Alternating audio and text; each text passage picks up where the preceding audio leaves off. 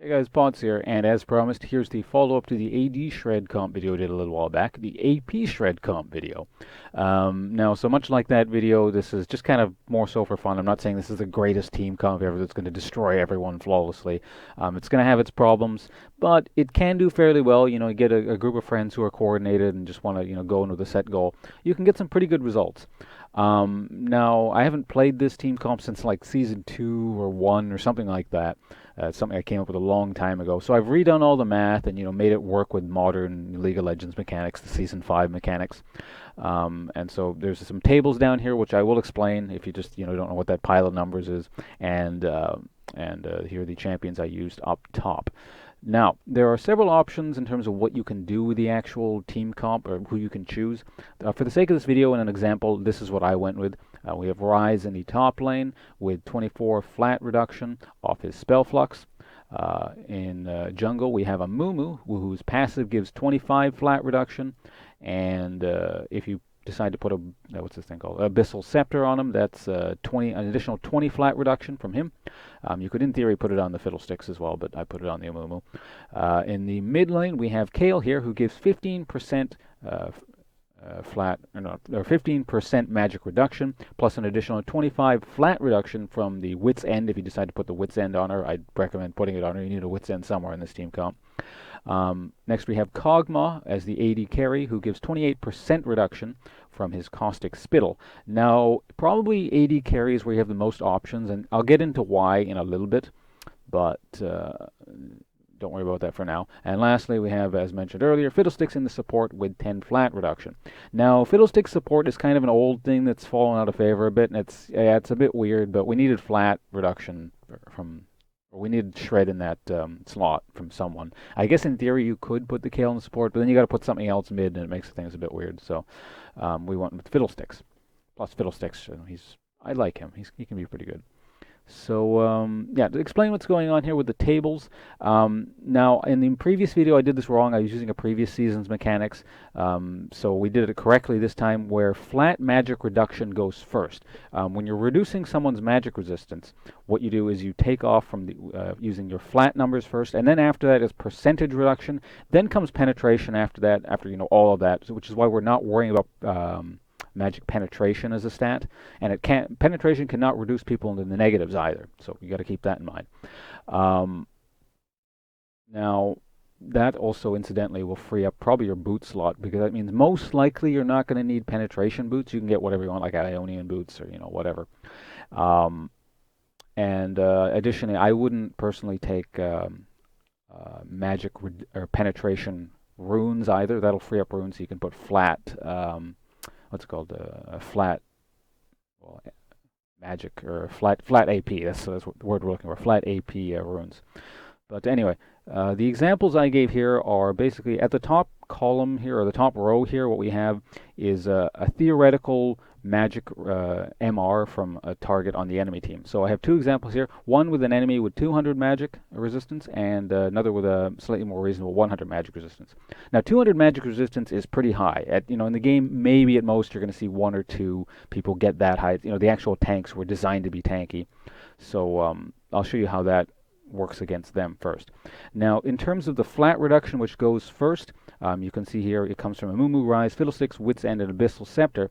That all gives a total of 104 flat magic reduction. So that'll take a person all the way down to 96 from 200. So 96 is actually still fairly high. That'll reduce magic damage by a good amount still. Not, an amazing amount, but a good amount. And so what happens after that is that's when finally the percentage reduction comes in from Kog'Maw and his Caustic Spittle and Kayle's passive shred. So that'll take a person all the way down to 58. Now, that's still some MR, but keep in mind that's the person who has 200 MR. Now, going to a slightly more, but still fairly tanky in respect to 100 MR. This is kind of sort of your fighter class MR, or anyone who's noticed that the enemy team has a lot of magic damage and then decides to themselves and says to themselves, okay, I need a lot of magic resistance now. So in theory, anyone can reach about 100, but you won't see it on too many people. Also, keep in mind, people, like to say that when you go an all something team, like an all AD or all AP team, the enemy team can just build armor or magic resist against you. I find it very weird, but most of the time people don't realize that. Like, people get stuck in their ways and just sort of ignore what the enemy team or what their comp is completely and just go with their set build, most of the time. It's pretty rare that I actually realize people, actually paying attention to what the enemy comp is doing. And oftentimes I'll have to remind my own team saying, hey, they're all AD, just build a bit of armor and we'll be good. And then, sometimes people listen to me. Sometimes they don't, and they just keep doing whatever. Now, also keep in mind that even if you build MR against this team, it doesn't do anything. But alternatively, if you don't build MR, you get taken way down into the negatives, and then you deal like more than true damage with all your spells. So basically, if they're paying attention, even though MR seems like it's not doing a lot, they have to actually build MR if they don't want to be taking additional damage. So how that works is, again, if you're at 100, as I mentioned earlier, 104 flat reduction will take you all the way down to -6 magic resistance. And then at that point, the Kog'Maw and Kayle passive stuff is wasted a bit, which is why I said Kog'Maw is a bit optional. But yeah, once you take someone down in the negatives, the percentage reduction is not actually going to do anything. So that's a bit unfortunate, but they're already at -6, so you can't complain about that too much.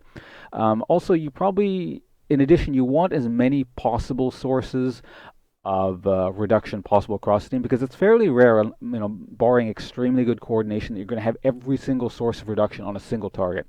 If you can spread it around all over the place and just sort of ensure a lot of people are reduced by quite a bit, it's still going to be a lot of damage, but it's not good to work around absolutely optimal scenarios all the time, because, well, sometimes not everyone's going to be there. Sometimes skills be on cooldown. Sometimes you'll need to use it on someone just to get it off you, or get someone off you, kind of thing.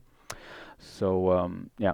Now, Kog'Maw, pretty important for shredding down massive MR targets, as we saw here in the 200 example. Now, if you're not expecting to fight tons of MR targets, or you kind of want to be lazy and just hope that people don't build lots of MR, you can basically go any magic damage capable AD carry.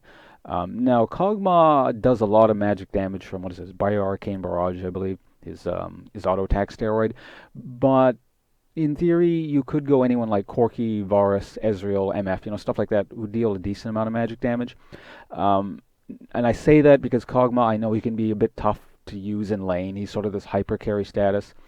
And again, that's sort of one of the weaknesses of this MR shred comp, is it's not really considering laning phase too much. It's more sort of, if you win, if you win, if you win, if you don't, you don't. And you can get countered. It's more so about the gimmick of shred. So once you get to that team fight phase, you are going to be kicking out massive amounts of damage, though it does require fairly, not ideal scenarios, but at least some coordination. So anyway, that's really all I have to say on this team comp, I suppose. Yeah, there's not really too much else. Again, I said there's a couple variants on what you could do in terms of who you put where, but this is what I went with. I think this probably works the best. Again, with Kog'Maw, maybe I would think about switching him out with probably Corki would be your best bet in my opinion. But then you're missing out on Shred, and the whole point of this comp is the Shred gimmick. And if someone doesn't have Shred on the team, it's just like, why bother? So I personally put Kog'Maw here. So yeah, I don't know if you have 4 other people or friends or whatever that you can, give this a shot with. Why not? I think it'd be a fun experiment. I'll probably be doing a bit of experimenting with this team comp on my live stream in the next couple days. Maybe I'll get a game or two in, see how it goes, and then I'll get actual gameplay footage up, which I'll link to in the description when I finally get that done. But I hope you found this somewhat interesting or something. I'll see you around, and please enjoy the AP Shred comp if you decide to go do that yourselves. See you around.